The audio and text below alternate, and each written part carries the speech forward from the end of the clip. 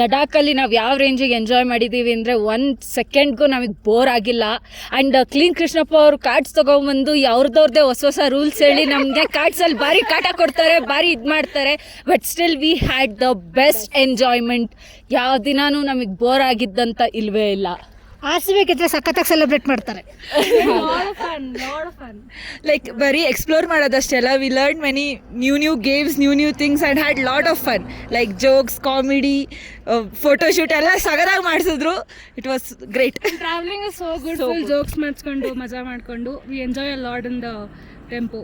And stranger's ಜೊತೆ ಬಂದಿದ್ದೀವಿ ಅಂತಾನೆ ಅನಿಸಿಲ್ಲ. ಲೈಕ್ ತುಂಬ ದಿವಸದಿಂದ ಫ್ರೆಂಡ್ಸ್ ಆಗಿದ್ದೀವಿ, ಫುಲ್ ಎಂಜಾಯ್ ಮಾಡ್ತಿದ್ದೀವಿ. Best. And seeing Ladakh through every season of snow ನೋಡಿದ್ವಿ.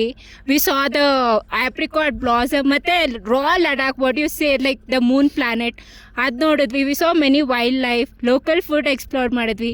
It was like the another planet experience Ladakh ಅಂತೂ.